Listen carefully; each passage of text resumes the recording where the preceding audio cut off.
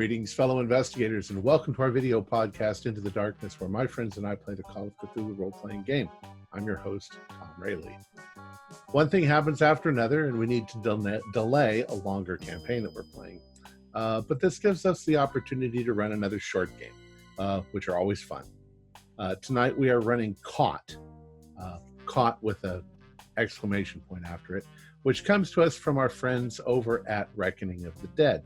It was written by Matt Ryan and Noah Lloyd. We anticipate this will run 2 episodes, and this is episode 1. I will be the GM. So without any further delay, let's begin our journey into the darkness. March is cold in Arkham, and the city is gray with the gloom. There's still a little bit of snow here and there, but mostly it's gray and chilly. There are 9 districts in the city, and crime is everywhere. The date is March 9th, 1923, and it's a Monday. Over in the downtown district, people are laughing and being entertained and having a good dinner at Maestro's in the evening. They get up to leave. They make their way back to the entrance and onto the street. Waiting at the corner of the building is Vince the Monkey, a skilled pickpocket. Poor distracted bastards. Vince, what do you do as you see these people come out of the place? Well,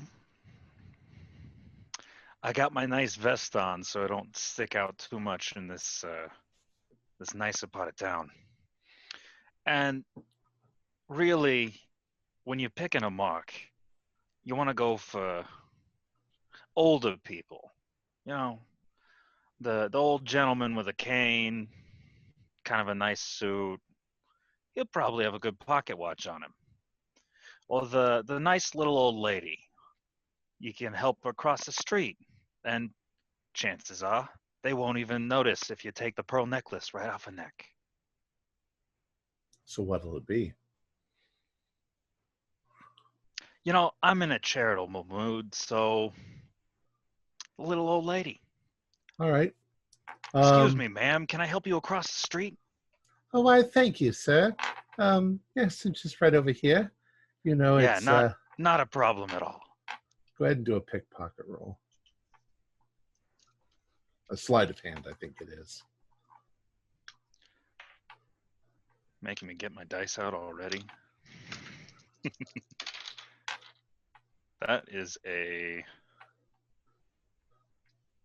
That's a success. Okay. Not a hard success, but hey, she's an old lady. At first, you're going to try to get the clasp off of her necklace. And then you notice that her purse is actually a little bit open. So you slip your hand inside of her purse and you pull out her, it's probably a coin purse, but it's probably got her cash in it too. And she doesn't notice. But thank you, sir. Yeah, you're quite a gentleman. Mind that puddle, ma'am. Oh, thank you. And she walks off. And you come away with $20, which is pretty damn good in the 1920s. Over in the college district, 2 students approach a very handsome, well-dressed man. His name is Smooth McKinney, and he knows how to get things the students need. Hey, McKinney. What's up? What are you looking for? Well, we got... You want some yellow bentings, some clocky cats, some nibble? We don't know what all that is, but you know, we need something to help us stay awake tonight because we got to study. Oh, I get you. A little bit of the Bolivian marching powder, eh? Yeah. Johnny was thinking, what's this, cocaine? Yeah. That's the stuff. The naughty salt. How much can we get for $1? For $1? Yeah. Not very much. Well, how much would it take to keep us up all night? Well, I think you're going to be looking at a 5 spot. You got 5? Yeah. All right. And well, all right. And so they pull their little money together and hand it over to you. And Just going to look around first. Just hand me the money first. We'll take a walk up here. I'll hand you the goods on the way. All right. Just shake your hand. There you go. Yep. Okay.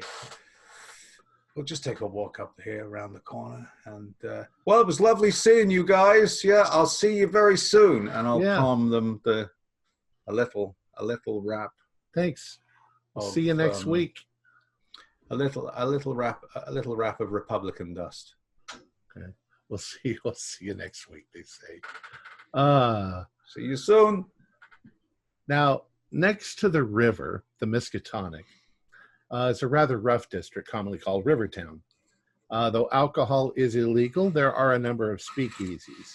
One of those is a dive called Donovan's, and inside, people are carousing, gambling, and drinking. Leaning up against the bar is a rough customer named Gretzky the Worm. He's drinking a gin and tonic. Yeah, I'll have a beer, okay? Watch it, buddy. Hey, you almost spilled my drink, man. Yeah, mind your own business. Hey, mind yours, man. This is good. Your beer's... Sit down. Enjoy your drink. Don't tell me to sit down. Who the fuck do you think you are? I think I'm Gretzky, that's who. What the fuck's your problem? You're my problem. The fuck out of my way. Stand up and just push him right back into the empty area. All right, he's going to swing at you. Oh, he got a 97. What are you going to do? I'll punch him right in the guts as he misses the hit. All right. Very quickly, a bar fight ensues. It begins to slowly involve most of the people in the bar.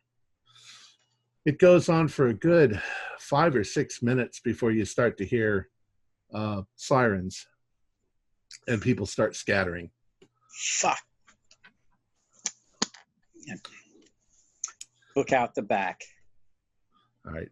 Well, it's the evening. It's kind of late evening.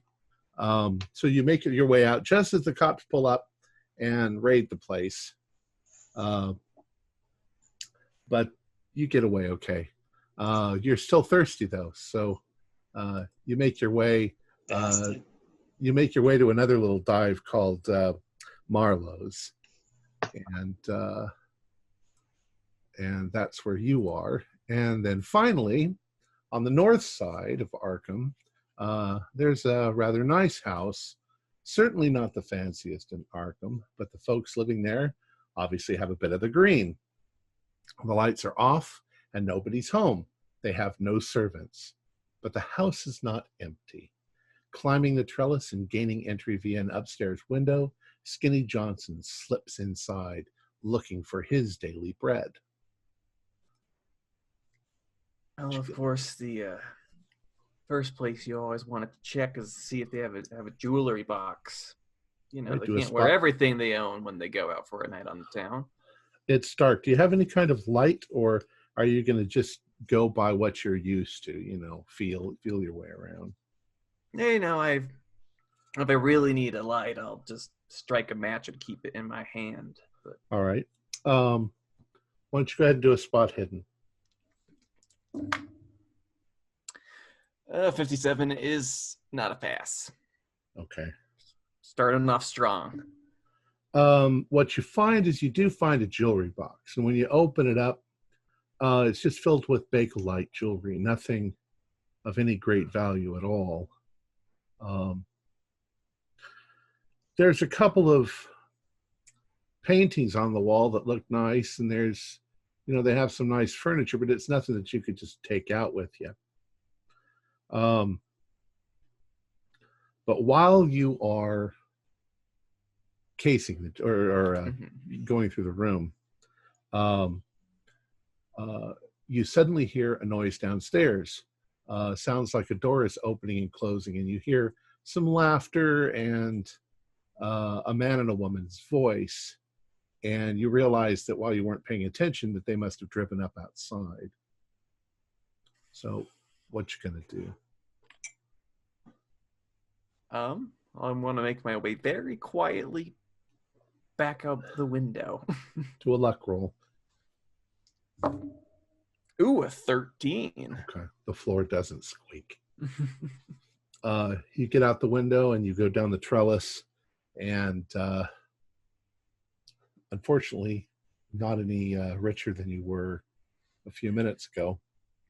And at the same time, more or less, you're all sort of making your way to the little speakeasy that I mentioned before. It's a little less, excuse me, it's a little less known, and it's a lot more private, Marlowe's. It on the outside, it looks completely nondescript. You need you tap the door with a secret handshake, and you get a secret knock, and you get the little panel open and close, and they let you in. Not too many people in here tonight, maybe 10 people. Some of them are playing poker, some of them are drinking. There's low jazz music playing, and the bartender, Kazi, he says, boys, you here? What'll it be? Kazi. I'm going to start with some water, thanks. Water? Jesus Christ. All right, water. You don't want to drink that stuff. Fish fucking it. That's true, isn't it? It's really true. There goes Smooth with his eternal wisdom. Not only that, my kids pee in it. Is that why they call you Smooth? Hey, Skinny. Good to see you made it in here, Vince. Gretzky, I see you got a few new bruises. All in good time. Hey, Kazi. Yeah. Gin and tonic, please. Oh, of course. Here you go. It'll be Vince. All right, you got any whiskey? Of course I got whiskey. All right, thanks. Take a double. All right. You got to pay up front, though, you know. Well, let's see what's in my new wallet here. Been busy, eh? Oh, yeah, it's been a great night. You know, it pains me when people say chivalry ain't dead. Or chivalry is dead. Yeah, Well, you pulled the old, one of them. Yeah, you robbed a little old lady again, huh? Hey, McKinney, what do you want? I'll have a gin and French. You got it. And Mr. Johnson. Do you got any of that local moonshine? Yeah. Bathtub gin. Oh, yeah. All right, here you go. So, I got something to ask you or tell you. Whatever. This guy comes in here, and he tells me he's looking for someone to do a little job for him. And this guy is, hoity-toity. Okay, he's actually he's in the back room. I told him if I found anybody who might be interested in getting a little money, I think he's wanting you to rob somebody, but he's willing to pay quite a bit. Really? So if you guys are interested. Did he give you any more details? Not really. He said just for me to find some gentlemen who'd be interested in working for him. Well, if he's looking for gentlemen, I think. Yeah, he's a gentleman, but I don't think he's looking for gentlemen. He's kind of. What are you talking about? He's kind of really seriously keeping it on the down low. I don't think he wants anybody to know he's here. Now you know he's here, and the four of us know he's here. So. Yeah, he came in all cloaked up, so like he doesn't want anybody to recognize him. I don't think anybody here would recognize him. I think he's probably from a better place than this part of town.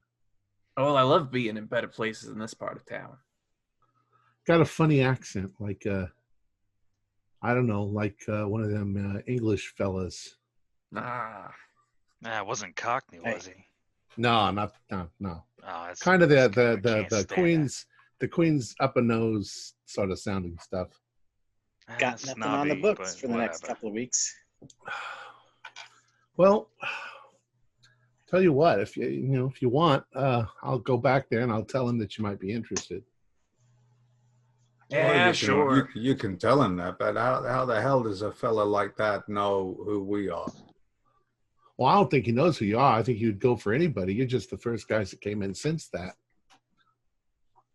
Well, lucky us. I mean, I could give it to other people, but he looked like he's got bucks. I mean, and look, Smooth, he's looking for some quality professionals. So, I don't know if that includes you or not, but I'll go tell him that you're here, and see if he wants to talk. I'm gonna elbow Skinny. What's this? You insinuating I'm not a gentleman? Jolene, watch the cash register. Don't let these lowlifes. Well, Monkey, make any money. For some reason, when I think of a gentleman, I think of somebody that, owns a tie. Oh, I own plenty of ties. I just don't wear them. Well, did you buy any of those ties, or you just collecting them? A few. You buy your own ties? I didn't buy the silk ones. Those I appropriated, for special occasions. Yeah, he says he'll see you.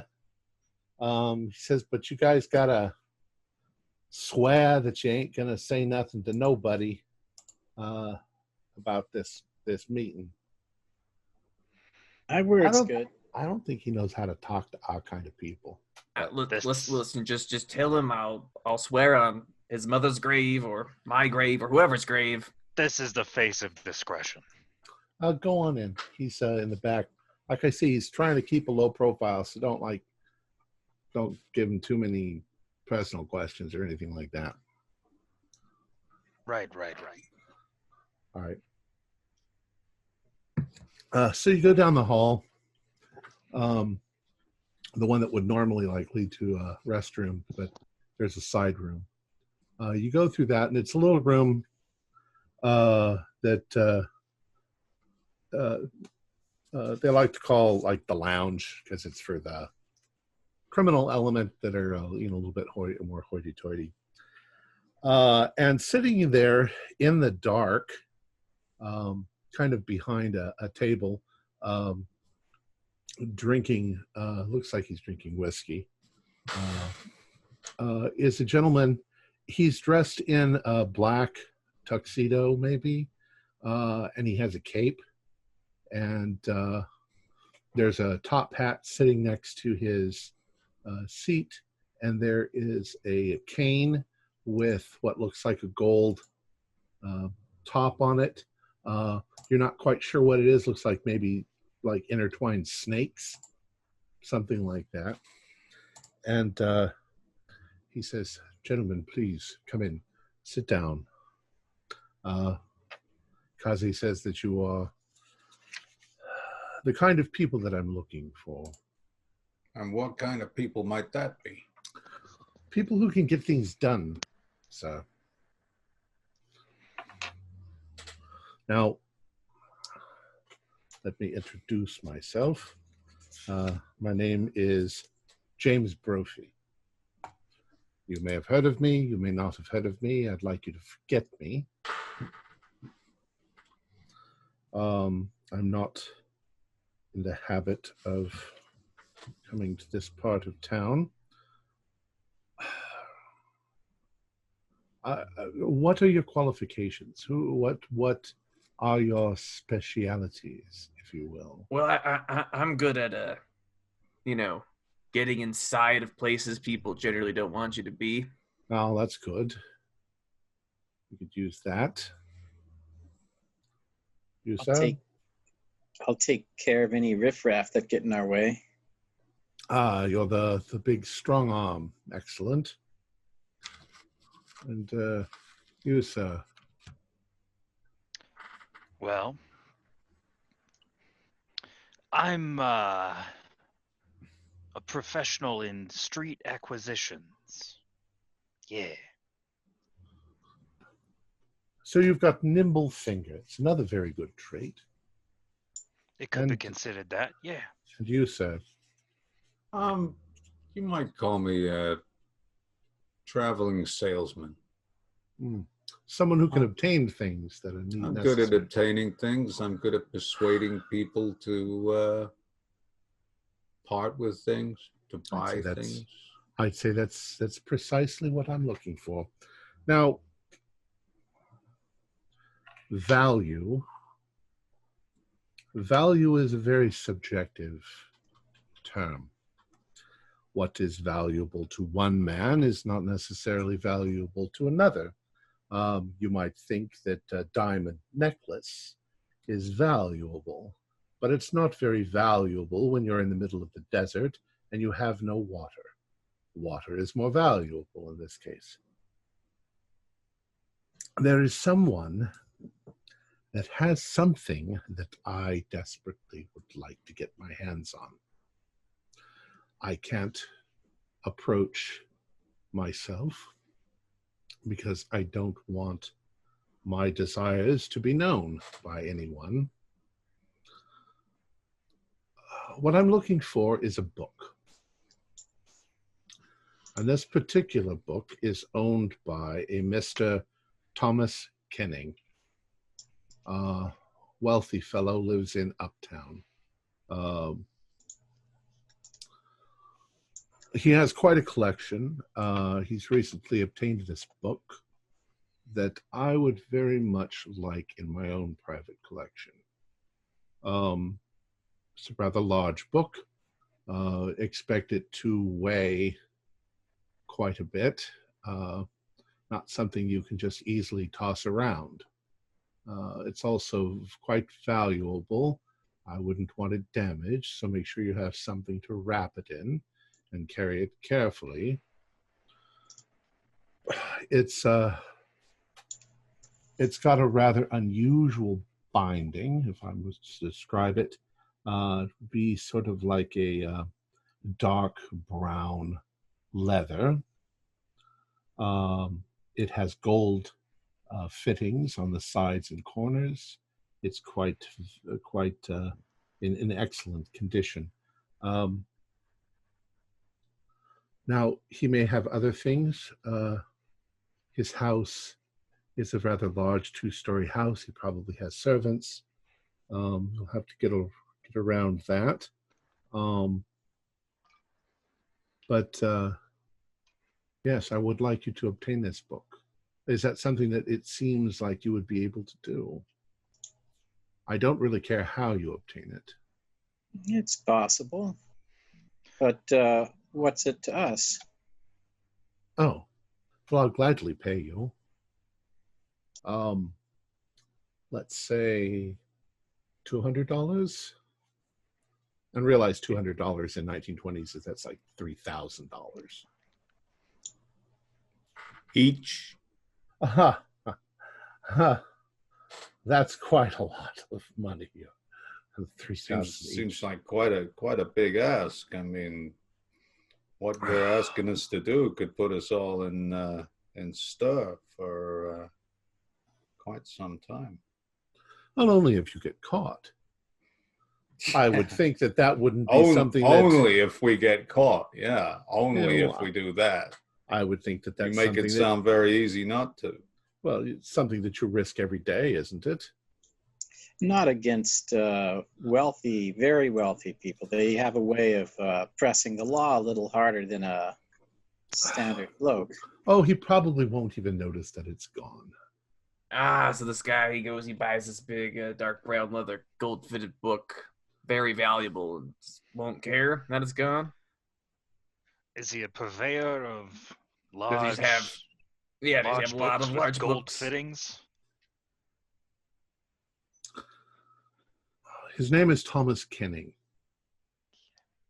and he has some connections to the Italian mafia.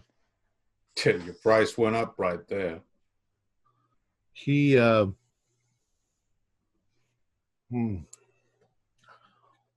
he has a lot of parties with a lot of important people over. I don't think that I think that there'll be plenty of times when he's distracted that you can obtain the book. And now this book, which is priced as my colleague here put it, since it's in the affiliate with the mob. I don't know. What would you say that dude would do with the evaluation of such an object, Vince? Well,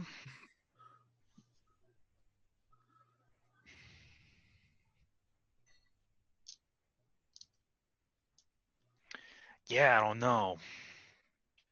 Getting the mob involved is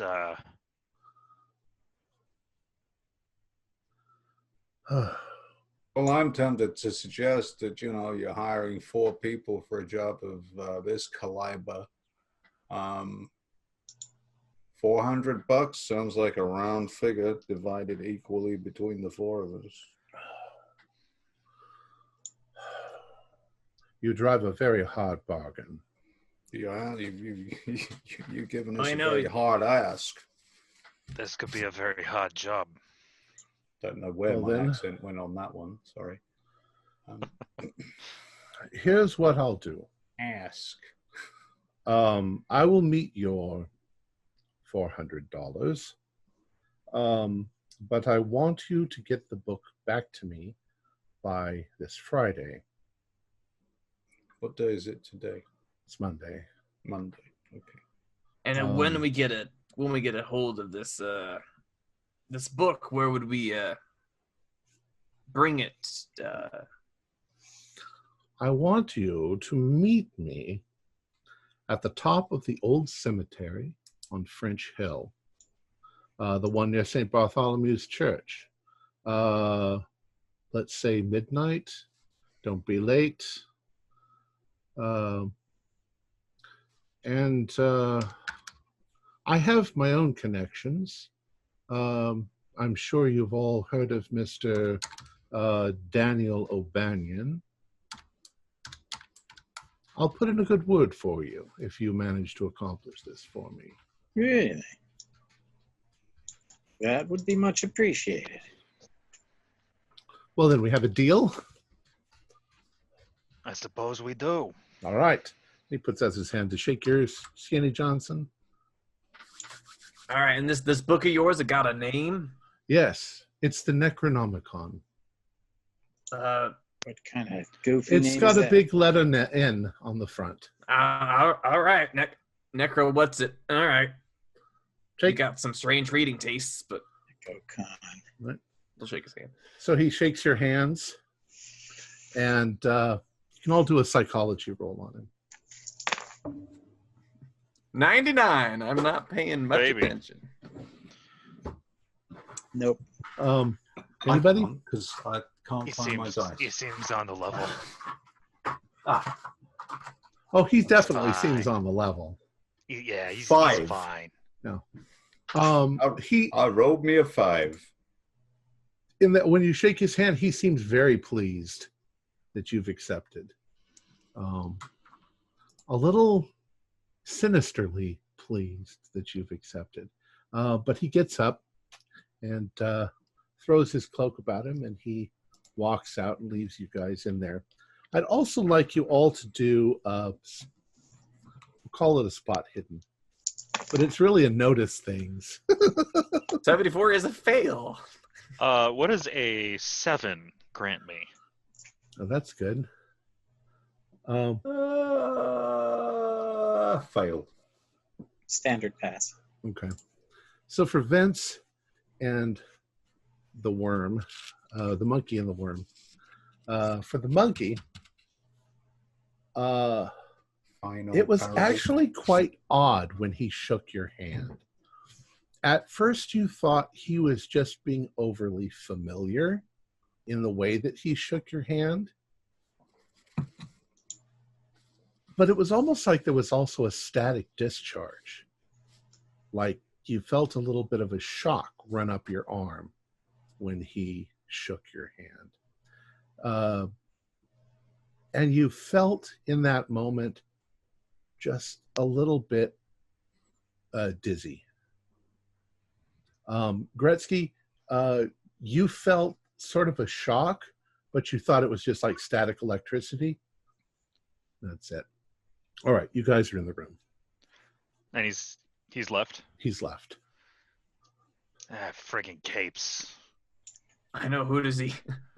Dracula got all staticky. Zapped my arm. Oh, poor monkey getting a little shock. Yeah. Why can't this guy just buy his normal porn like everyone else? Right? I mean, the necro what's it? Yeah. Go meet us at a cemetery? What a weirdo. Yeah, Necro it's probably this into guy. Dead people. Hey, he's got money. He wants to spend that money. Let's I mean, weird that somebody in the Italian mob has the same taste he does, but hey, you know, a lot of freaky people out there. So we go find Thomas Henning's pad, figure a way in. I mean, I have.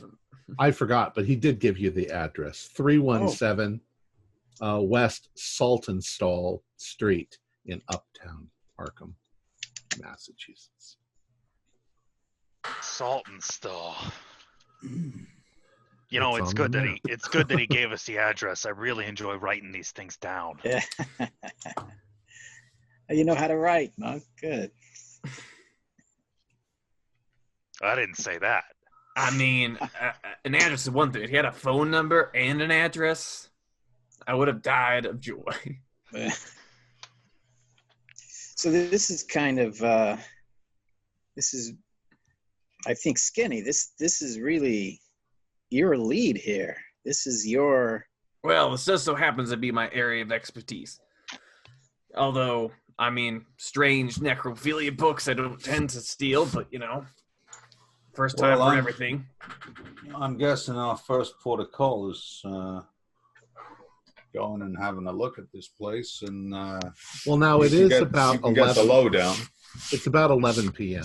at this time. I was going to say, I think my first port of call is I left a drink back there on that counter that I intend to finish. I see. That's why I only got the double. Faster to drink.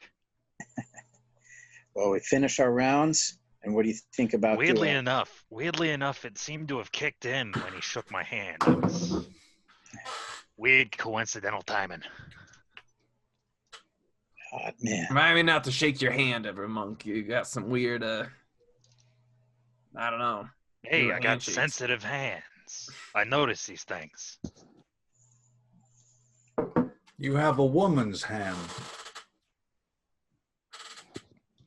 I'll wager that hand has never reeled in a length of rope aboard an ocean-going vessel. Nah. The closest I've been to the ocean was the docks. And I didn't touch no ropes. That's pretty close to the ocean. Well, I mean, the river docks. I didn't touch those ropes. They got like fish guts and shit all over them. Nah, not for me. What, fish guts or ropes? Both. All right, so it's about 11. You guys are drinking. You've been drinking a little bit. What do you do? Out. Do any of us own a motor vehicle? Probably not. Can't afford it. Might be able to pickpocket the keys off of someone, but... Oh, I mean, maybe we could... you know, what we really need to do is steal a dog. A dog? Yeah. You got a dog, you can walk around anywhere, any time of night. No one gives you a second look. You're just a guy walking his dog. Well, I think you don't have to steal a dog. Sometimes people just give them away for free, like in a box or something. If I'm gonna be walking a dog around that neighborhood, I think I'd want a French Want a poodle. Yeah. French poodle. And maybe all you need's a dog leash. Cops stop you. Hey, officer, I'm just looking for my dog. Nah, I've used that one before.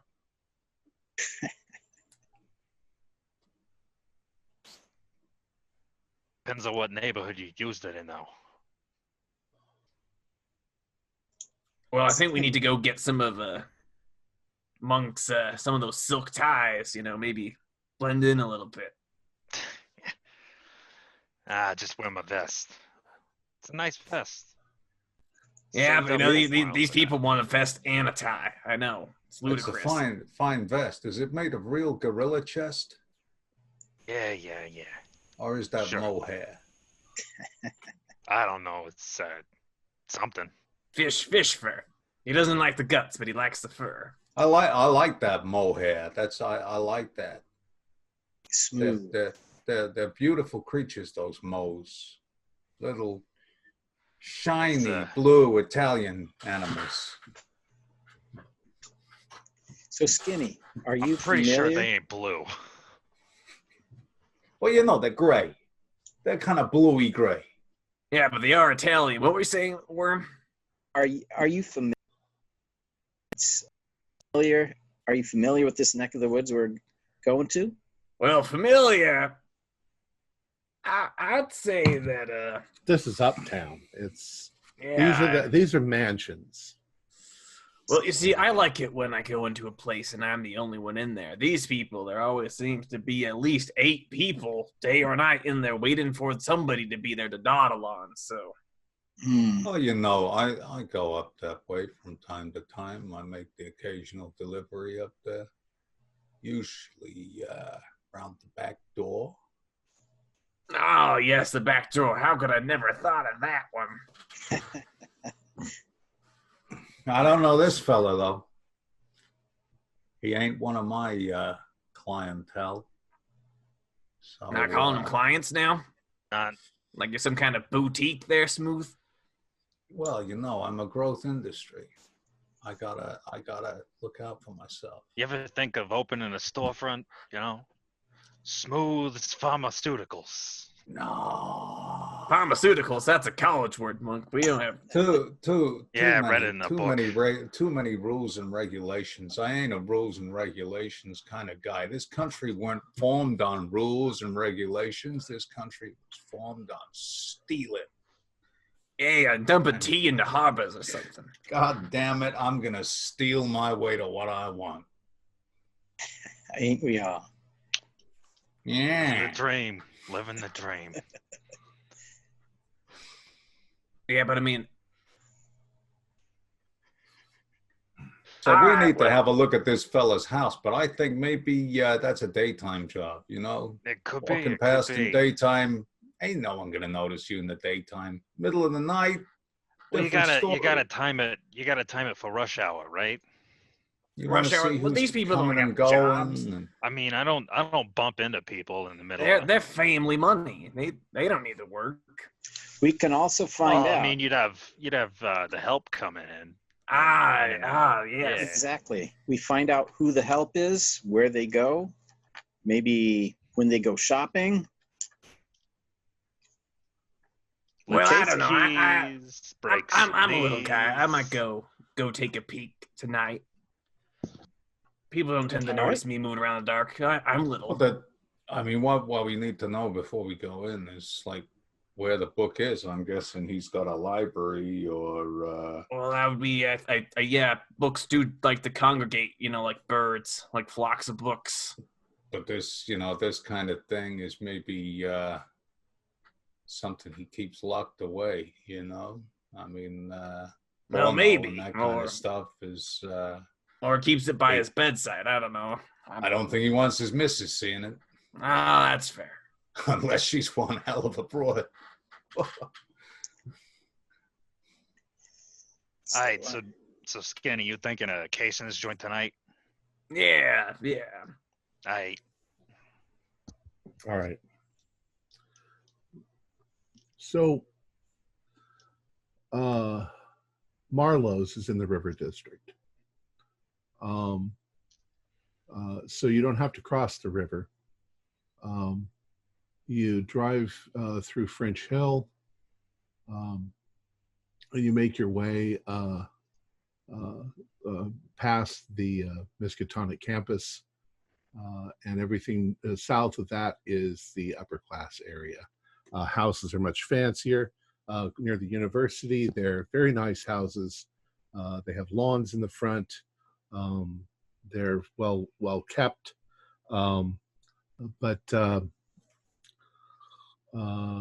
Saltonstall Street is south, even more so, near the edge of town, and the houses all along there are big.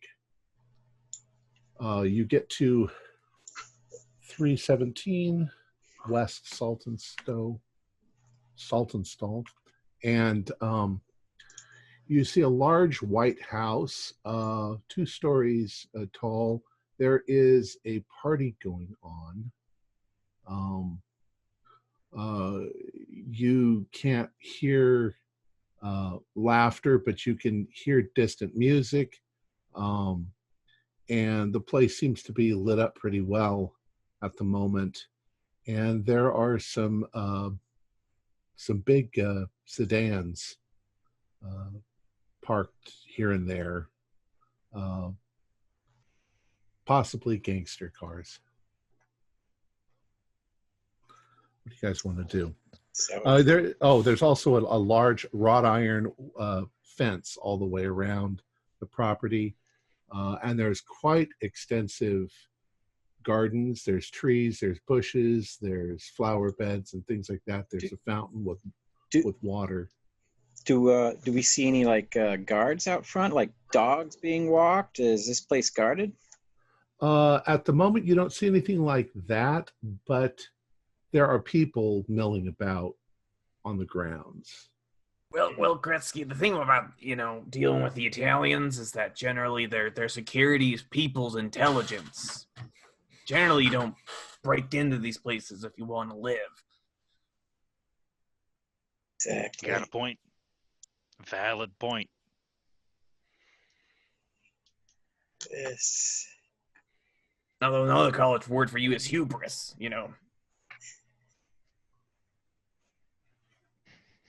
This would be fun. All right, I think we should split up and walk around the block. We don't want to be seen as a big group here. Yeah. Especially this late at night. Okay. Skinny. Skinny. Okay, if you guys are walking around it, Skinny, do an intelligence roll.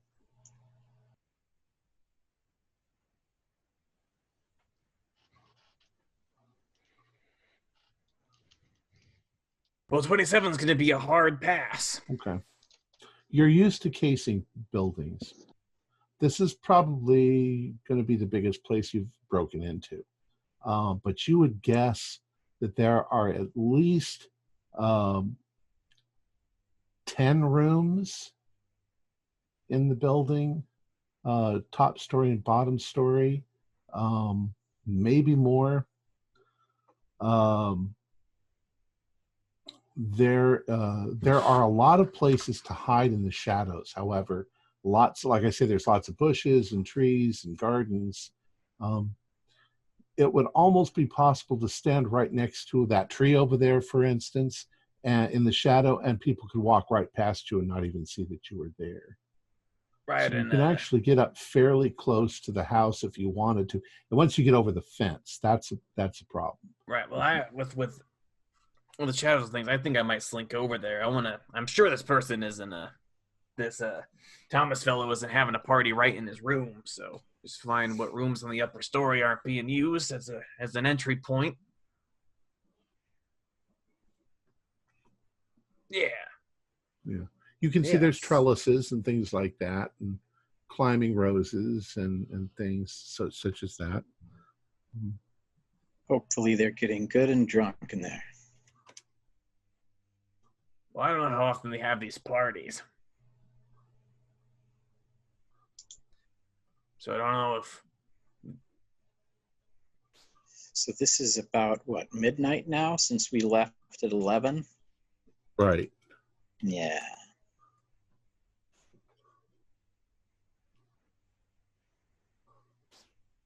Well, I mean, how apt are you gentlemen at climbing? You guys are walking all around it, right? So yeah. Vince, do a spot hidden. Actually, you can all do spot hiddens. 1.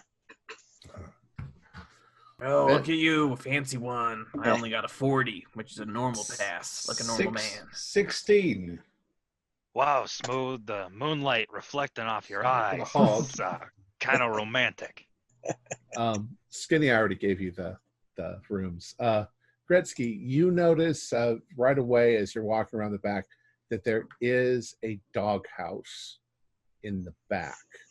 You don't know where the dog is, but he's probably tied up during the party. All right, so when I circle around and meet up with anyone else, I let them know exactly where that is. Skinny, I don't think that's a good approach because there's a guard dog in that area. No, I'm saying I'm thinking if these people are party animals, have something like this every night, then we just hit it while they're partying. Oh, dog. Vince, go ahead. Vince, you already passed. You passed also. I passed? Yeah, didn't you pass the spot hidden? No, I didn't. Oh, okay. I'm sorry. I did. I got a you did. You did. Yeah. McKinney, as you're walking around the house, you notice a gangster-looking fellow stepping out onto the back veranda, and he's got a couple of girls on either arm. They're dressed kind of fancy, and you immediately recognize Teresa and Margie. They are Jade Lady's girls from a brothel in town. They're kind of, it's the blue Orchid. They're kind of upper class prostitutes, ladies of the evening. You've seen them. Possibly more than seen them. Pencil just disappeared.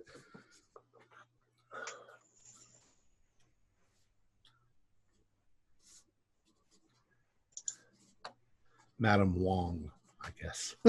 It's always Madame Wong.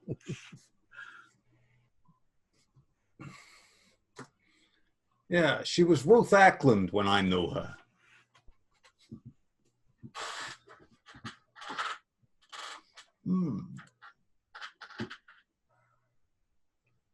All right. So what are you guys going to do? You've kind of cased the joint. Upon hearing about the dog, do you think we could? You think we could drug the dog? Yeah, I was just thinking, McKinney, like some tranquilizers, like heavy Valium or something. I could get hold of some kind of tranquilizer. What does a dog do when you stick his nose in cocaine? Well, you know, the Italians are sure going to love it when we steal their book. I'm sure they're going to love it more if we like kill their dog. No one's saying kill the dog. I don't want to see no dog on no cocaine. That's just going to make our problem a lot worse. Just knock him out. You don't want the dog being more alert. I mean, I know dogs less than I know cocaine, so that's very ideas here. Now, yeah, you wanna slip him some clocky cats, or maybe a yellow bentine, or that kind of thing. The guy with the dames, was he coming out of the second floor or the first floor? He was on the first floor, the veranda. That was in anybody on the second floor at all? Windows, lights. Yeah, there's lights on up there, and you have seen maybe people step out onto the balcony to have a smoke, and Anybody coming out on a balcony reading books? No, but go ahead and do a spot hidden, Skinny. An 88's not going to cut that. Mm-mm. All right, well, is there a decent shadowy path so I can go peek in a window, maybe try to find what the library is? You can't get over the fence. Iron fence. It's got spikes on the top of it. How spiky are the spikes? Like that, with little fleur-de-lis. When we just get a heavy enough blanket, you could get over that. When we case the joint, what about trees and bushes? Anything that would raise up around it? Lots of trees and bushes. All right. Well, in fact, you can even look and see that you might be able to climb some of those trees and then jump onto the balcony. That's actually a big vulnerability for the property. There's also a couple of water fountains that make a lot of racket. So they'll even cover up mistakes, if you're sneaking through the garden. Even with the dog, okay, getting in this place is going to be the easy part, gentlemen. It's finding the book and getting back out is going to be the hard part. Yeah, I ain't seen any windows to look into a library. Anyone else? I'm almost wondering if you're going to look specifically for that, you can do a spot hidden as you're walking around. See if you can catch a glimpse through the... Yeah, looking for bookshelves. I'll make that a success. Okay. Yeah, remember you can spend luck. Yep. So you do. You locate a room that as you walk back and forth past from your angle, you can see that there are bookshelves in there, most definitely. Bingo. All the curtains are open, by the way. So the light is streaming out. It looks like they have big, heavy curtains. Most of the windows. Looks like I found the library. See that? Oh, yeah. Is there any, what floor is it on? It's on the second floor. Any trees or anything nearby? Windows? Looking for entry. There's a balcony around the side. You might have to go through a room or two, or through a room, out into the hall, and then into the library. But it should be a fairly short distance. Or you could try to climb up to the library window and go directly in. And what are you guys thinking? All of us in, or should one or two of us stay out and cause a distraction in case things go awry? Now, look,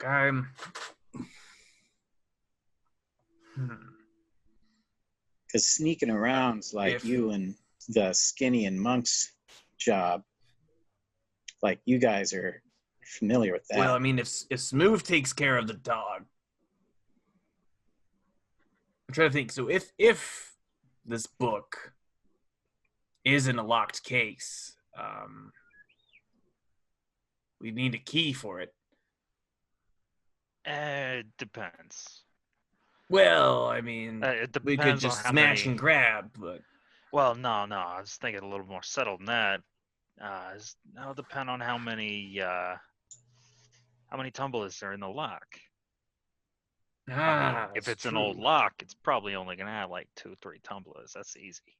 Well, I mean, I'm pretty good with the locks, but if this book is as valuable as this James thinks it is, it could be just put in a decorative case, like a decorative glass case. You just gotta. That's true. Maybe they're relying on their, as I said before, the intelligence defense. People be too smart to break into a place like this. Yeah. Well, on my side, I can just, a little bit of meat and, Bob, a goofball. I'll Mickey Finn that dog right out. That's good to hear. You don't happen to have any syringes, do you? I'm wondering if you could also knock out a guard if worse comes to worse. You could do that quick. I don't know if you have anything that's strong. That ain't something I carry. I carry the pharmaceuticals. I sell the stuff. I don't use it. But you know, maybe a little bit of jive tea now and then, but no, I don't touch the hard stuff. I was just thinking, gents. Cuts into the profit. I don't think this is a dry party. You know, maybe tonight would be as good a night as any to hit it. I think you're right. If they're all gonna be passed out. So how fast, McKinney, can you get, if we get the stakes, how fast can you get your dope for that to drug the dogs? This fast. Wow. You come prepared. I open my jacket to reveal what looks like a chemist's shop in miniature.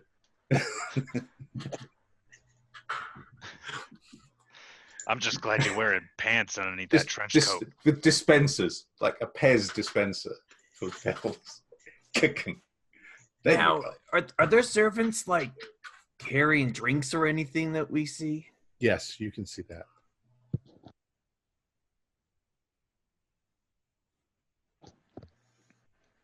None of you happen to have any steaks handy on you. Nah, fresh out of steaks. I got half a baby Ruth. That could work. Maybe. Yeah, dogs like chocolate, right? Yeah, they do. It's not good for them, but... I guess so. I ain't never had a dog. Couldn't afford one. There was a rat in our tenement I was kind of fond of for a while. So right around 1 a.m., we'll assume you're still looking around, making your last decisions. Around 1 a.m., people start to leave. And I'd like you all to do spot hiddens on that one as they're leaving. 75. A 40 is a pass. Okay. Ooh. Nope. I got Nothing. a 61. So who passed? Just Johnson. You've identified the host, a rather tall, well-dressed, red-headed man. It becomes obvious that this is his place. So that must be Thomas Kenning. But you notice that the fellows that are leaving, none of whom you recognize, but they're probably big shots in the Italian. Just as they're getting ready to leave and they're giving their sort of final, goodbye, have a nice evening, whatever they're saying, they seem to do this strange little thing with their hands. Now, you know that the Italians have all kinds of little signs that they like give. East Side Trece, man. But you've never seen anything like this, and they're all the same. Everybody's giving the same sort of sign. All right, so here's an idea, gentlemen. I see these people giving this hand signal. If they're having a party tomorrow, we hit the place.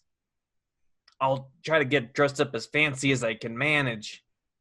And if anybody catches me as I'm traversing the hall into the library, I'll just flash whatever that they just did. Before maybe that'll just blend right in. What did it look like? What was the sand thing? I don't know. It was strange. It was repetitive and it was strange, and it seemed to bind the two of them together in some sort of secret, like they were club members of the same club. Are there drivers waiting outside with cars? I'm sorry? Are there drivers waiting outside the house with cars? Yes.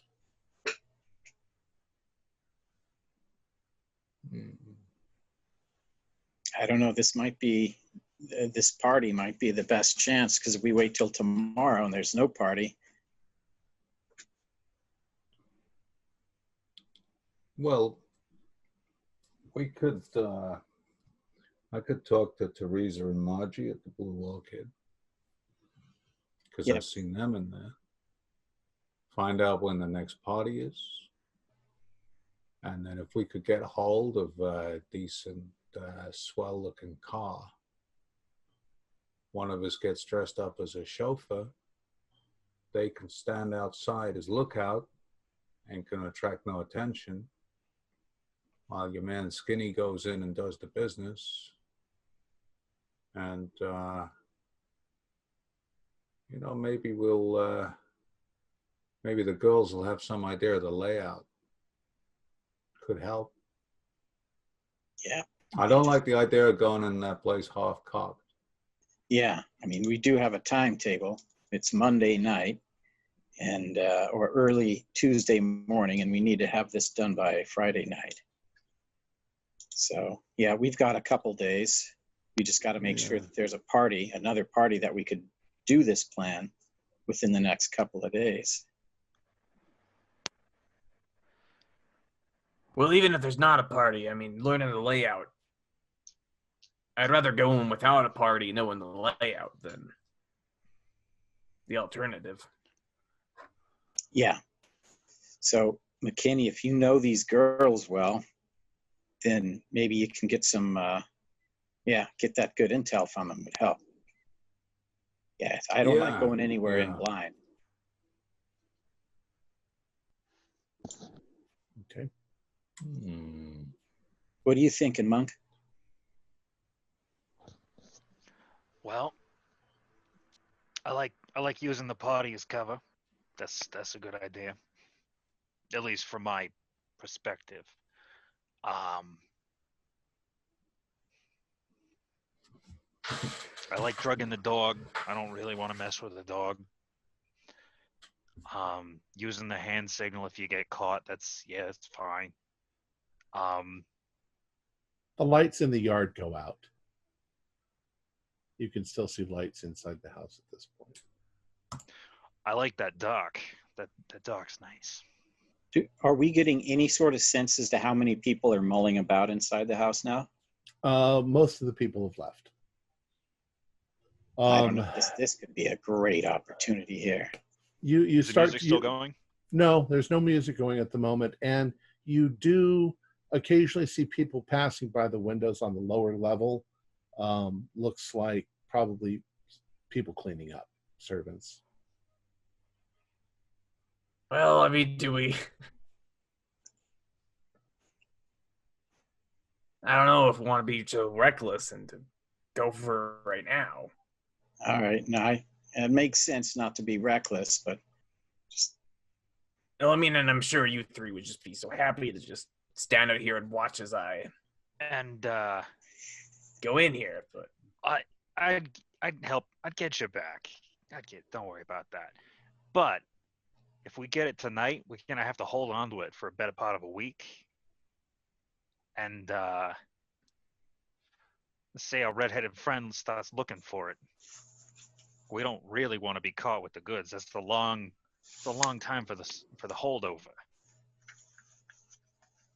Makes sense. But I mean, also, start asking the girls and stuff. That would be easier for them to tie it back to us. And dogs would definitely go after a steak. So we should get some leftover meat to pack it full of McKinney's special. And speaking of dog, you hear the jangling of a chain, and around the corner of the house, and I realize you're still outside the fence, around the side of the house trots a rather large-looking Rottweiler. And that's why I don't want to mess with the dog. All right, well, let's go before it starts barking at us and drawing attention. Yep, agreed. Okay, what do you reckon that dog is? 100 pounds? Maybe. I don't know. I case houses. I don't case dogs.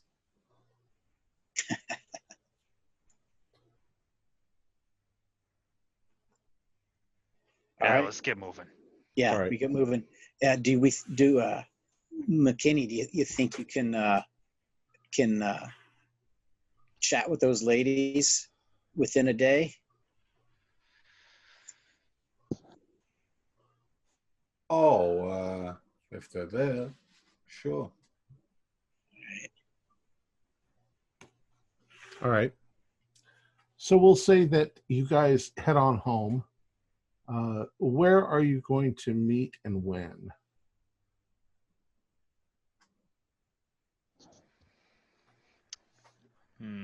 We need to, I guess, first find out if the ladies know if there's another big party going on anytime this week.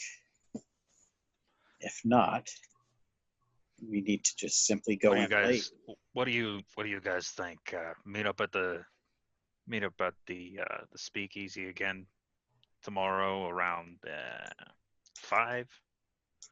That should give us enough time, right? At Marlowe's? Yeah. Yeah. Check in on Kazi. Right. All right. All right. We'll meet up there.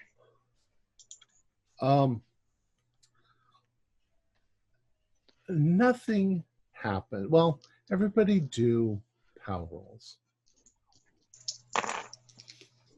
25. Wow. 25 out of 40. So a 65 is a fail. Okay. That's 48. too. I just about passed. Is it passed? Passed. I just about paused. I paused. So is Johnson... sound like one of those damn limeys. Paused.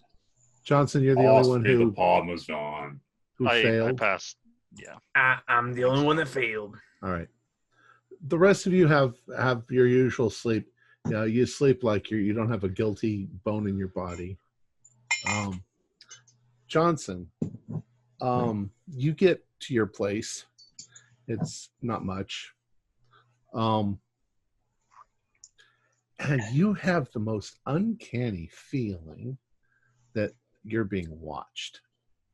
And you keep looking over your shoulder and you keep having that feeling, and it's it's just nerves. It's just nerves, because there's nobody there. Even when you're in your house, trying to plan another robbery after almost got caught already once today. Yeah. But other than that, you managed to get to sleep and wake up the next day. All right.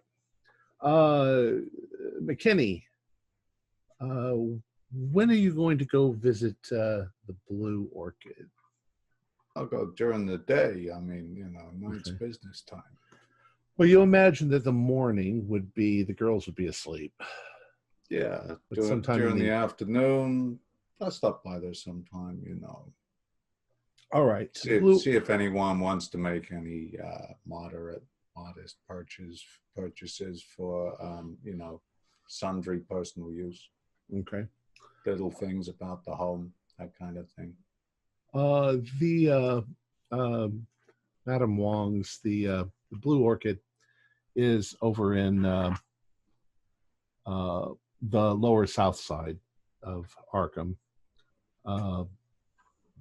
It's pretty well known, and I wouldn't say that it's respectable, but it pretends to be something that it's not, so that the police don't harass them too much.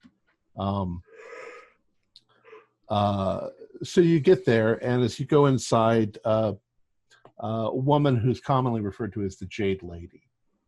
She's Madame Wong. She is the patron. She's like, I'm not going to do an Asian accent. Oh, Mr. McKinney, how are you today? Been making money? Oh, a little. There's a wry smile on my face. I charged some kids $5 for about 50 cents worth of cocaine last night. So. Well, what is your pleasure? Oh, I'm doing an Asian accent. I'm so sorry. Well, I'm afraid it's going to sound way too much like Mickey Rooney from Breakfast at Tiffany's. What's your pleasure today? Oh, it's just a social call. I was just stopping by. Teresa and Margie about, either of them? Oh, yeah, they were out late last night. I think they're doing laundry in the back. You mind if I go through?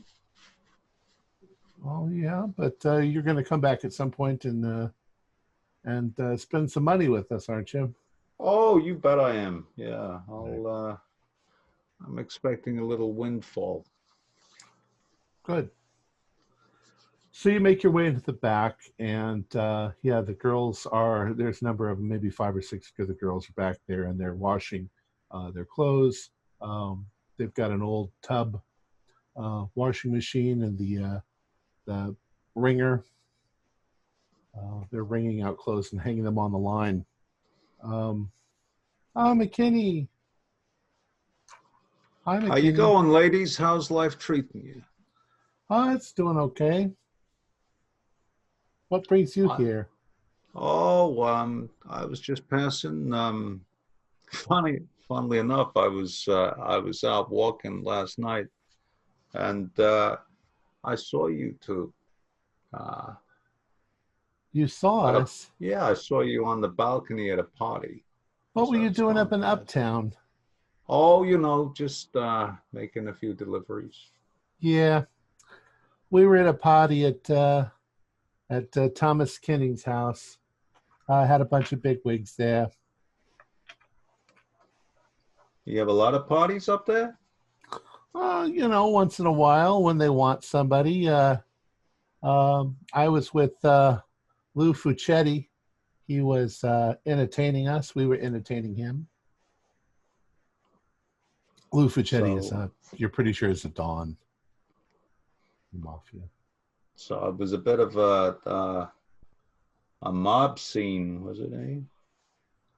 Well, yeah, they don't like to use that term, though, the mafia. They don't like it. I guess they don't. Yeah. Looked like a pretty swell joint. McKinney? I mean, Thomas Kennings? Yeah, it's a nice place. It's got a lot of dough to throw around. Don't sound like an Italian name to me. Canning. No, he's Irish, I think. So I don't think lots of art and stuff. He's got lots of art, lots of nice things, lots of object to art. I don't think he's really I don't think he's actually affiliated with the mafia, but he entertains them for whatever reason.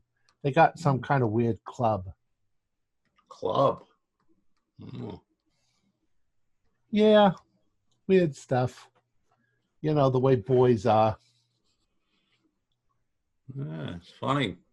No, the fella don't seem like mob to me. No, I don't think he looks more like a bookworm to me. He got plenty of books up there. Oh yeah, he's got lots of books. He's got some big hoity-toity thing going down in his basement too. Looks like that sort of, spiritualism stuff going on down there. Oh, like those, what are they called? Those theosophists. Yeah, whatever. I don't know what that is. Yeah, but the guy I was in the big house with, he was reading that Blavatsky's books and just they call themselves going on about it. They call themselves the Siblings of Night. Dumb name if you ask me. Yeah, well, these guys, they get all that money. They just got to find things to spend it on anyway. So why are you so interested in Mr. Kenning? I just saw there was a party going on and a lot of, looked like the kind of people who might buy product. Well, it's invite only, baby. When he has they ain't looking for no party favors. I don't know. Maybe you'd have to ask them. Maybe tip me a nod next time they're having a party. Yeah, I don't always know. They kind of get us at the last minute. Big place, though. Yeah, I looked it. I think I must have overdone the Yeah, me too. You're looking a little blurry there. I kind of feel a bit blurry. I think I need to clean my glasses. If you want to see if we can fix that.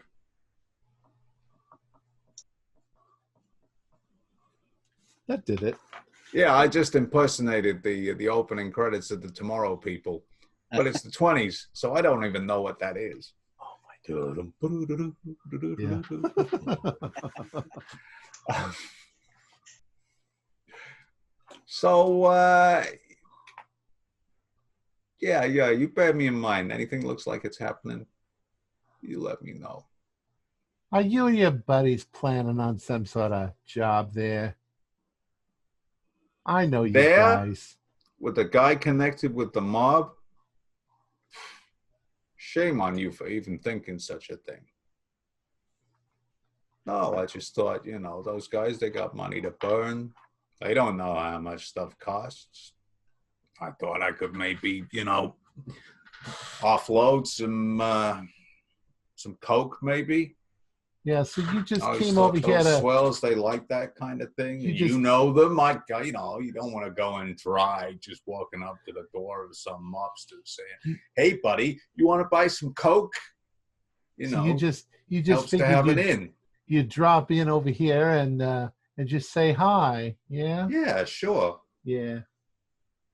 You know me. I'm a friendly, affable kind of guy. Well, look, McKinney, we got stuff to do. Unless you want to go upstairs and have some fun. Well, I think that might be on the cards, but I got to go off and make myself some spondulics. All right. I can do that kind of thing. But you take care of yourself. Yeah, you too. Abyssinia. Okay. All right. What are the rest of you guys doing during the day? Any kind of prep? Any kind of... cheap steak, cheap meat. All right. That's not that hard to find. I mean, I was going to... Thinking back, what were those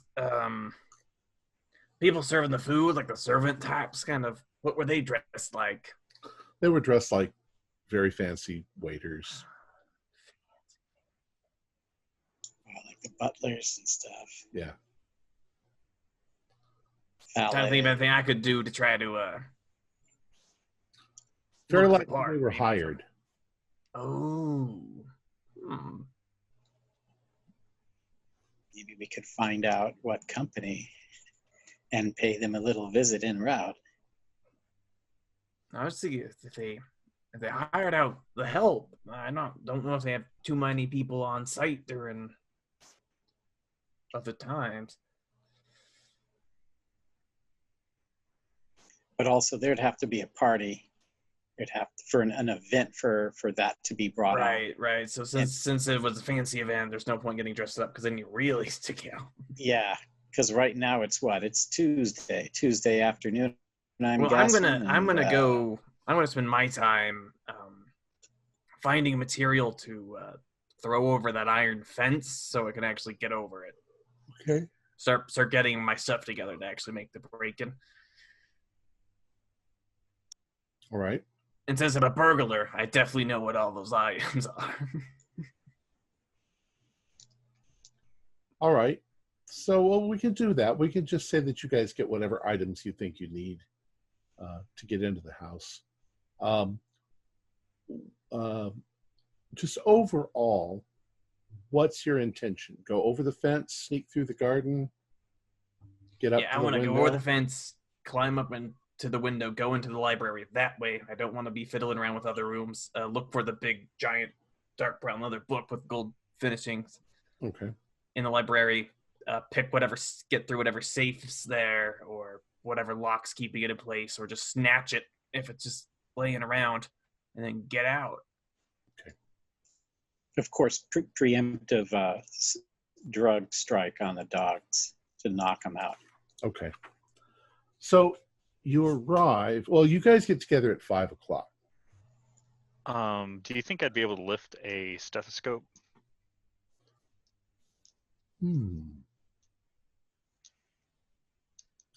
I would say maybe you could go in and pretend like you're getting a checkup, and then Hey doc, I've had this. Well, you can tell my voice is kind of it's kind of botched and rough, and I've had like this. I'm just worried it might be bronchitis or something. Can you check me out? Yeah. Let's just do a stealth roll. I mean, a sleight of hand to see if you can. Poor Doc. Sleight of hand. That's gonna be a hard success. Okay. Yeah. So you're really friendly with the Doc. You put your hand on his shoulder. You take the stethoscope. You walk away because you have a previous appointment, but you need to come back. And takes the Doc maybe 10 minutes after you've left to go, what the hell's my stethoscope? It's fine. He's got a closet full of those things. All right, so you got a stethoscope. You're back at the Marlowe's. I think you've already discussed what you're going to do. What time are you going to try to? I think 1 a.m. Well, we had the party started winding down around 1 a.m., right? Yeah, that's with the party going. Yeah. Yeah. Do we want to do this with the party going or not? That's the question. I don't think there's a party tonight, though.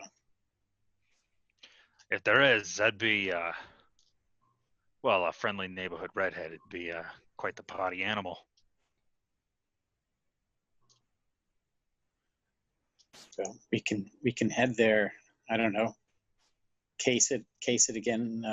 Say early, like midnight, and then if there's a party going, we could wait it out. And if not, we could then pull the trigger. Well, it's something like a 30-minute walk there from here. Yeah, right? I think so. Oh, it's all the way across town. Like an hour walk. Oh, okay. Nothing's an hour walk in Arkham, but yeah, it'd be quite a walk. Yeah, it sure sucks not having a car. Yeah, well, if wishes were fishes, I wouldn't touch that shit. All right. Well, okay, so you walk. You get over onto the street, and there's no party going on tonight. The gardens are quiet and dark. There are some lights on in the house, but at midnight or so, the lights turn off upstairs. Everybody's probably in bed. So let's give that a half an hour or so everyone goes to sleep. And then what do you think about spiking the dogs then? All right.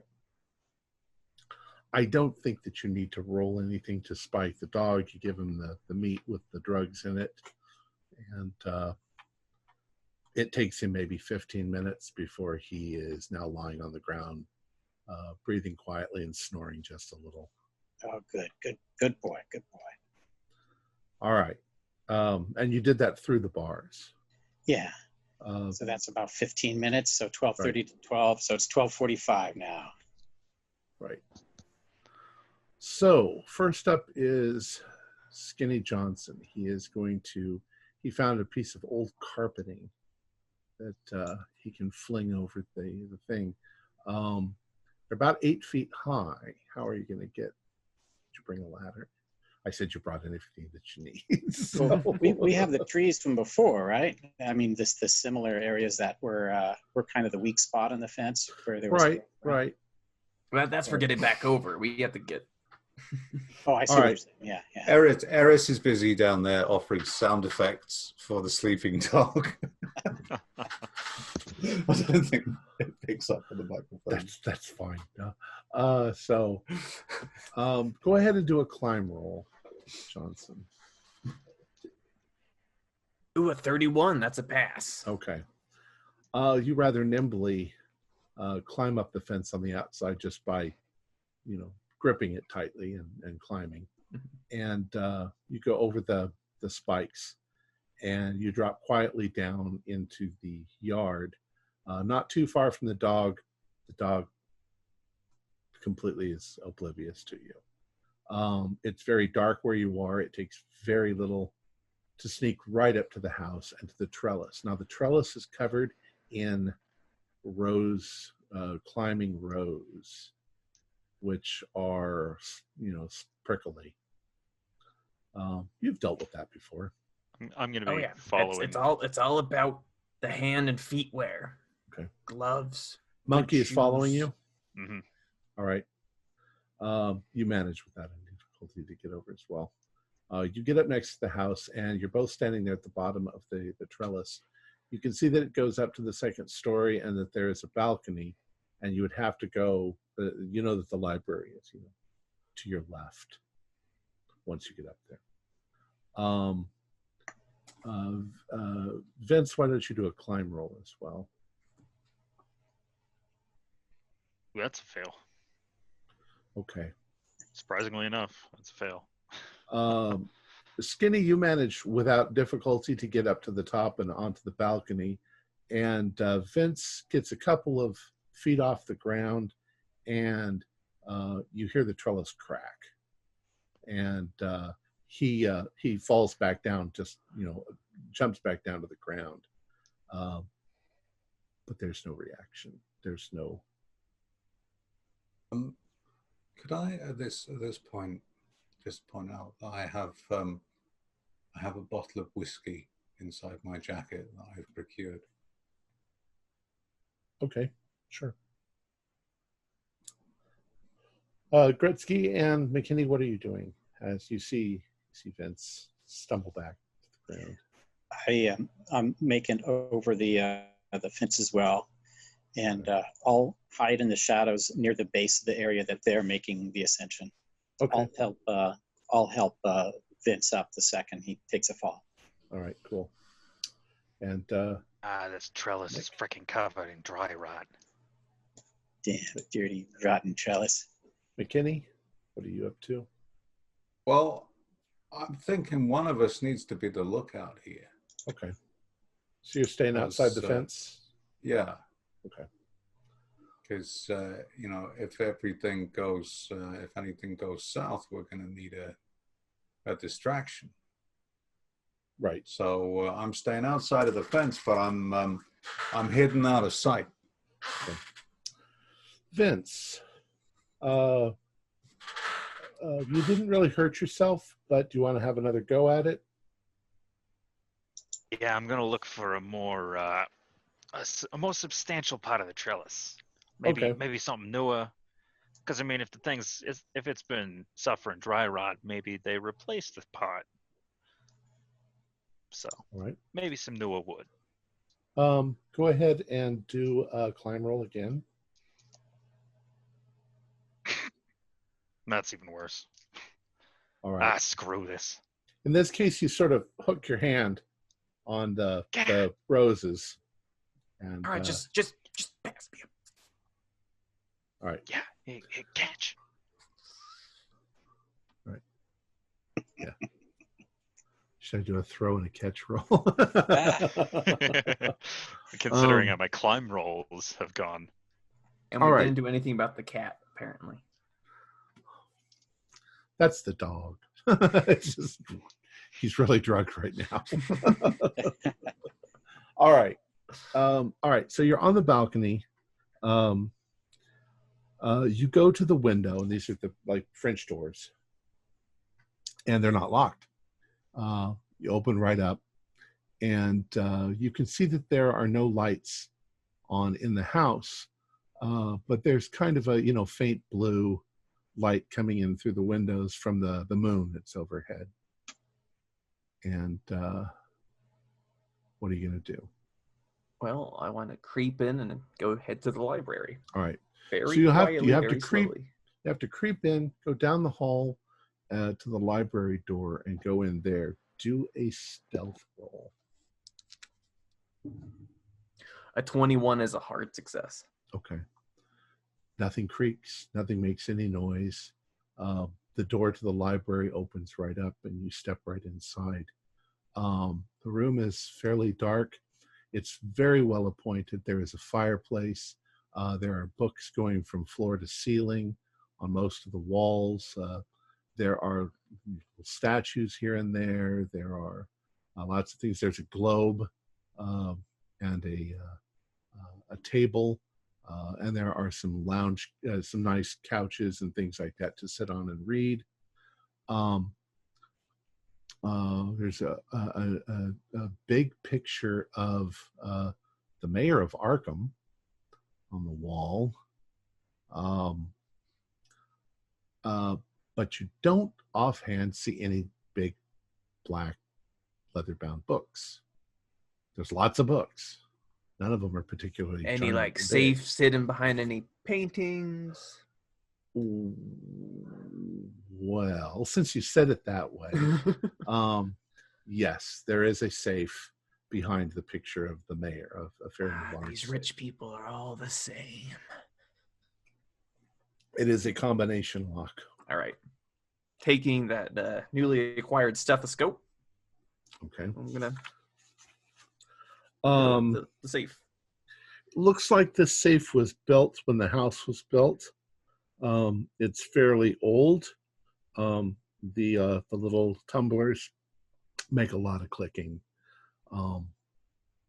I'd say that you don't even have to roll for that. Without any difficulty at all, you hear the combination and it clicks open. Inside, there are a number of papers, a number of little boxes with things, and on top of it all is a very large book, about that thick, in a dark brown leather binding that's kind of unusual in that it's got a weird texture to it. And there are gold bindings on the edge, and in the very dim light, you can see a big N and some long word written out. That's the book. Stuffing it into bag. All right. And I'm only taking that. And I'm putting everything back the way I found it. Okay. Safe back. Colo's locked. Painting back. And going back out the way I came. Okay. Say without any difficulty, you get down the trellis.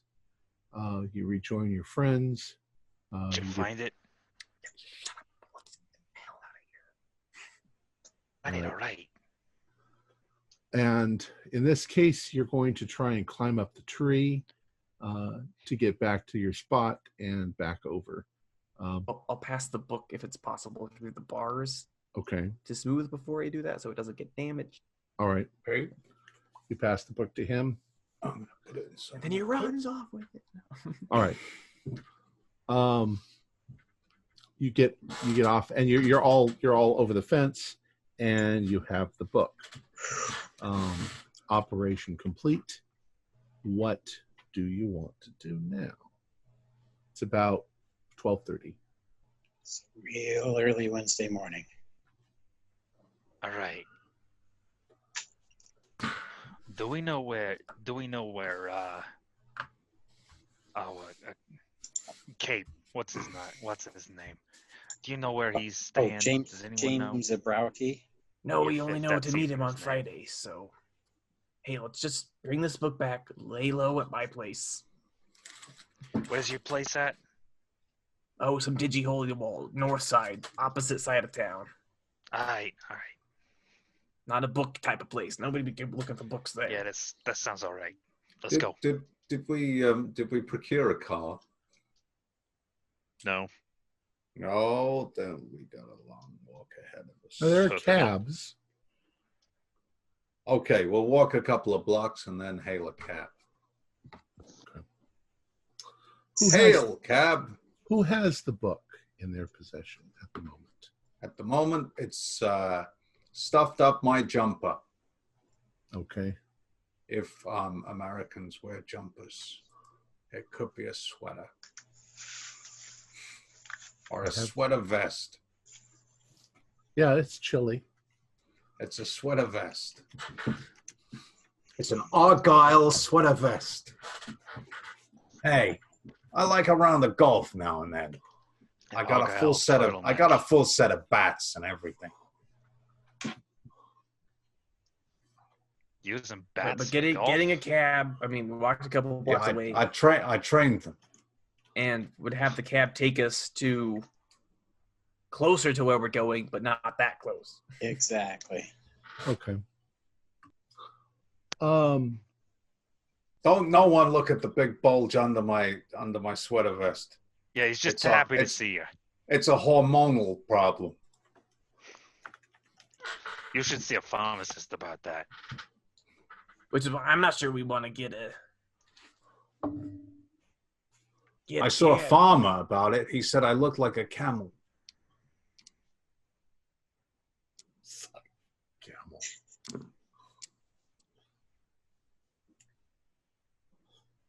Okay, so you're heading back to Skinny Johnson's place, correct? That we are. Yeah, but that we are. Oh, voice in the sky. Okay. Blocks away though, so they don't know our direct location. All right, so you're on your way over there. Hey, Skinny, I'll stay with you. I'll just sort of be your bouncer. Yeah, that's a good idea. In fact, I'll walk the other way.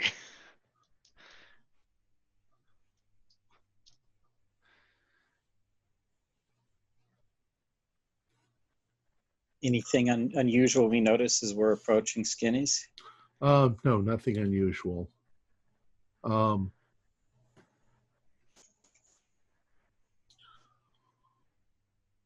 me do something and just fill the time with your chit chatter.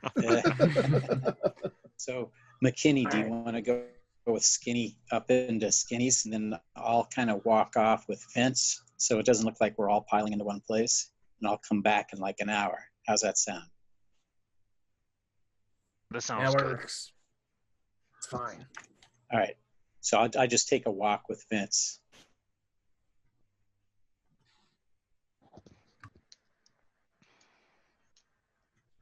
How'd you end up getting called the Worm anyway?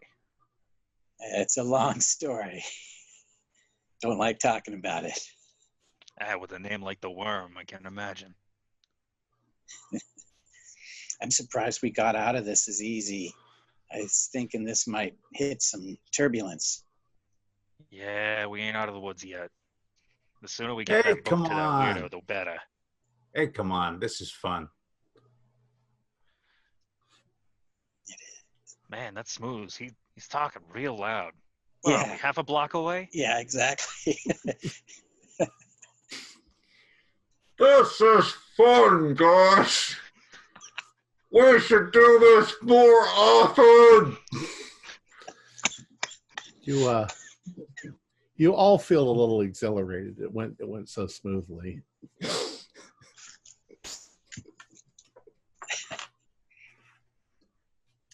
All right. So you guys are walking along. Nothing particularly happens. And have you stopped in front of Skinny's? Is that where you are? So Vince and I took a walk sort of in the opposite direction, and I think McKinney and Skinny were going into Skinny's place. Okay.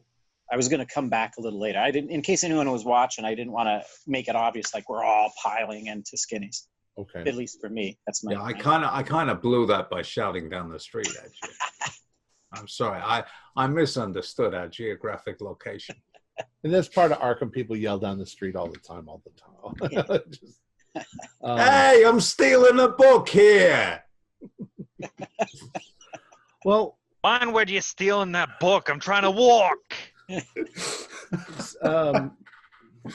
Oddly Don't enough, jostle me. I'll drop my stolen book, for God's sake. McKinney and Johnson, you feel really giddy, about stealing this book. And it occurs to you that if this kind of book is so valuable. The guy's willing to pay you, the equivalent of $3,000, $4,000, in our modern money. You're pretty sure there are a whole lot of similarly ancient, valuable books at Miskatonic Library at the university. And those would be way easier to get a hold of because they're in a freaking library. That's right. They're as I said, books flock together like birds, and I mean, you could just on the shelves. You could just walk in there in daylight and just take them and walk out with them if you knew what you were looking for. That's the trick, ain't it? Yeah, knowing which ones to take. Weird names. Yeah, the weird names with the weird covers. Apparently, go for a lot. You also figure that if the night's still young, there's a lot of things you could still go after tonight. You were so successful with that pilfering of the book. Yeah, there's a couple of other houses where I was trying to hit the night before. I think there could be some good stuff there. Well, guess we could take a wander over to the university, and I mean, it wouldn't hurt none. Yeah, it's true. I mean, I got this bottle of whiskey, but to be honest with you, it ain't good stuff. My plan was that if you got rumbled in there, I was just gonna pour a bit on myself and then drop the bottle to get someone to come out. But yeah, where are them other guys? Yeah, well, let's go take a look at that library, though. Well, we better wait for those. Will you shut that dog up? Jeez, lady, we're trying to plan a robbery out here. Are those other guys back yet? Yeah, they show up about an hour after they wandered away. Yeah, so used to. We were thinking maybe the night's still young. We thought we might go and pull another job. Very enterprising. Yeah, I mean, we're thinking like this book, it's worth a few bucks. Over that university, they gotta have university. Suddenly, I'm from Brooklyn. I don't know where I'm from. I'm from somewhere in America. It's all the same. But you want to do this before Friday? Before? Yeah, let's do it right now. Look, a library is a bunch of old librarians. Far easier to hit than the mob. Yeah, I mean, I still got the book with me. I hit someone with this book. They're going down. Look at the size of it. Jeez, that's it. They weren't kidding. And all the gold. Brick. Well, here. Do you have that book? Run around with the. Nah, let's stash the book somewhere. It's dead weight. Here, I mean, we go through all the trouble of stealing it. We might as well take a look at some of the pictures in it, right? Hey, think it's got see what this guy likes so much. If you want to look at dead girl porn, you go right ahead and knock yourself out, buddy. But I don't think we want to leave that lying around while we go anywhere. No. I'll pull up some of the floorboards under here. That's fine. I don't know. I think maybe we should keep. I don't it think us, man. It's... a book that big. It's not going to have any pictures in it. Like I picked up this one book, War and Peace. It didn't have any pictures in it at all. Just a big old thing of words. And words. I read a book once. It was called On a Bridge with Dick and Jerry. It started with an aardvark and it ended with like something about a zebra. I read it when I was in prison. It was a bit too weighty. Yeah, it's just that. Let's stash the book and go. All right. Yeah, just make sure. I don't know. Now that I'm thinking about it. I mean, if you want to look at it, I'll. Well, this is a very valuable book. I mean, Well, here, I would hate for $400 to get eaten by rats. You know. It's got water damage. damage. It's not gonna get eaten by rats. It's fine. Yeah, take it back. Let me see the book. Let me see the book. I'm gonna appraise the book. Are you gonna appraise it? Yes, I'm gonna appraise it. Okay, go ahead and do an appraise roll. That is. You're gonna appraise the book. You're not gonna praise the book. No, I'm not gonna praise the book. It's a great book. Appraise the book. Look how big it is. That's 30. That's 30 too high for a success. Okay, it's in really good condition. It's an old book. It's a big, heavy. I like the gold on it. That's a nice touch. Well, the thing that kind of weirds you out a little bit is the leather. It doesn't look like cow's leather. You're not really sure. It has the same sort of texture as human skin. It's bizarre. I mean, it's not that bizarre, but you can't quite place it in your appraisal. What do you think? What kind of leather is this? Is this Italian leather? It's Italian mole. Italian mole, huh? I guess that makes sense. Yeah, it's Italian mole. It's not particularly soft. Hey, let me have a look at that thing before you wrap it up. Can I try and appraise it? Sure.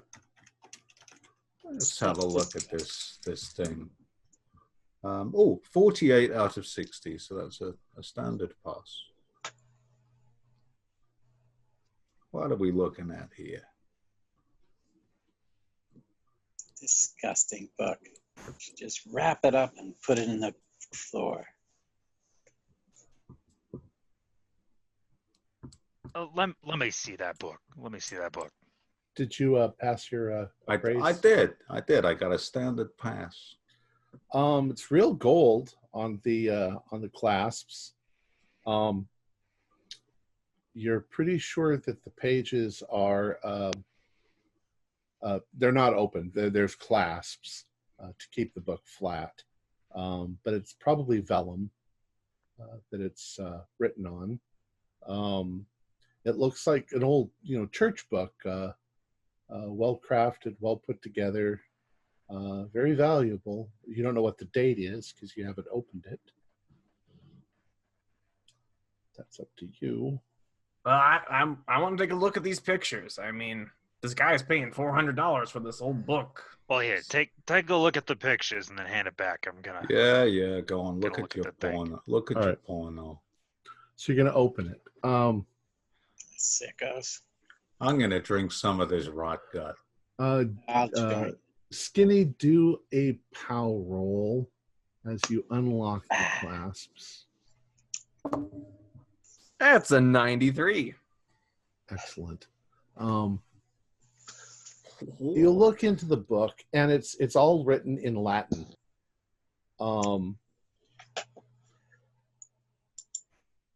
The pages, well, obviously you can't read Latin, but it looks like Italian maybe, but it's definitely not Italian.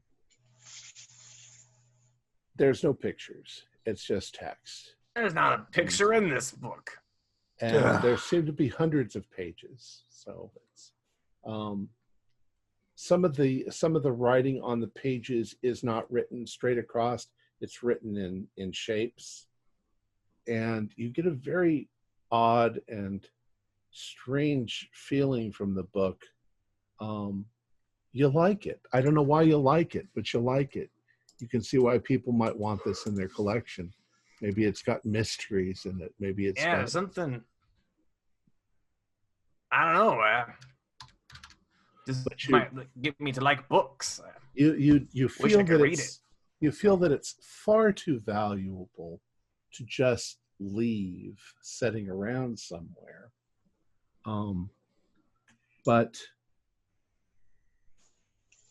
you also feel like stealing it was so easy that there are plenty of other books at Miskatonic that you could steal way easier than this. and you really want to. You really feel like going out tonight and stealing, let's or stealing something. Maybe not the university; it might be locked up tight, but maybe. Hey, look, if we're gonna go pilfer some books for the university, I mean, if we have other big books with us that aren't the universities, it's an easier, way to get away with, right? I mean. Well, I don't know about that, but we certainly want to take it with us just so we can see if there's any other books like it. Other books like this seems to be one of a kind. I've never seen a book like this, and that hoity-toity university. You think they're similar. into weird stuff like this? No, they have boring old textbooks. Well, I mean, we gotta be able to compare we gotta be able to compare the texture of this Italian mole leather to the other books. Oh, I think I would recognize this Italian mole leather wherever else I saw it. I don't know. It's weird. It could be distinctive. But I'm in favor of taking the book. Let's take the book. I'm taking the book. I don't think that's a good idea, but whatever. We're in this together. Hey, it'll be fine. How you far think we're gonna get caught? How far out is is this college? It's across the river again. Getting in our exercise, ain't we? Hey, I mean, if any of you guys need a little pick-me-up, just say. Yeah. Just say what? First sample's always free, right? Yep, first one's for free. Yeah, I know how that works. Next one's on me. Then I got you for eternity. Hey, that's a fun slogan. Yep. It's all about marketing. You got a nasty business model there. You really should get a pharmacy shop. Yeah, I thought I might move out west. Go into the moving pictures business. All right, enough talk. Those guys take a lot of cocaine. A whole heap of money to be made out there. I'm leaving with the book, heading to the university. So what time? All right, Johns, let's go. It's 1:30 in the morning. But as we're walking, hey guys, what? Take a look at this house. It looks pretty nice. I just thought you said we were gonna go knock over the school library. Yeah, but it's a long walk. Okay, we could hit places along the way. What are you? I'm feeling great. Look, it will be easy. Easy. Just here, hold this. Smooth. Did you give him some stuff? He seems a little. I ain't giving him nothing. I mean, I'm all up for hitting the university. I think that's a great idea. But didn't we just have a conversation last night about the dangers of going into a place without knowing what's in there? These people are probably out drinking themselves at a speakeasy. They look like the type. At 1 a.m. Vince, do a POW roll. Ooh, baby. That's a fail and then some. Okay. Not a critical fail. It suddenly dawns on you that, Skinny's got a good point. You guys could pick off quite a few places on the way to the university district. All right, like Skinny, what's your plan with this place? I'm telling you, same thing we already did, but just go up, climb up into a window. There's no fence here. We ain't climbing no fence here. I'll just go pick the trellis didn't work out for me. Listen, just watch. It'll be easy. I'll just go around. Yeah, back door sounds good. All right, let's hit the back door. Long ago, we were talking about laying low with the goods. Yeah, but that was then. This is right now. Worm, come on. Going all over the place. They're not going to know the book's still in it until they go to read it next. Who knows when that will be? Not tonight. I don't know who reads books at 1:30 in the morning. We got nobody reads books anymore. Let's go. Besides, if we're going to have to lay low, now is the time to get while the getting's good. Right? So, Skinny, you go to the back door. Do a lock pick. Or, pick lock. Locksmith roll. A 90 doesn't pass, but I am feeling... No. 90. You got a 90. What is your skill? 75. 75. So 15 points. As you do that, the lock opens. Vince, McKinney, and Gretzky, you each take 5 points away from your pal. And I think that's a good spot to leave it. You feel suddenly weak. And we'll leave it there and pick this up again. I don't like this. I got a bad feeling about this. I don't like this. I like the thought of busting into that house and stealing shit, but I don't like losing power. Our players included Morgan Llewellyn, Stuart Lively, Brian Daly, and Nick Swan, with myself as the keeper of the secrets. We're currently producing up to 4 shows a week with music and sound effects added in post-production in order to create a richer listener experience.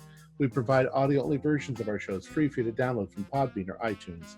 The costs involved with the show are provided almost entirely by our patrons. Without them, we wouldn't be able to do what we do. If you'd like to support our show, please visit our Patreon account. Just $1 a month helps us a lot. You can find a link in the description below. Like, share, and subscribe to our channel, and punch that bell icon for updates on our latest shows, and leave us some comments. We enjoy reading them and answer any questions you might have. This is Tom Rayleigh, together with all the members of our gaming club, inviting you to journey with us once again into the darkness for another adventure into the universe of H.P. Lovecraft and the Call of Cthulhu role-playing game. Until next time, good luck and good gaming.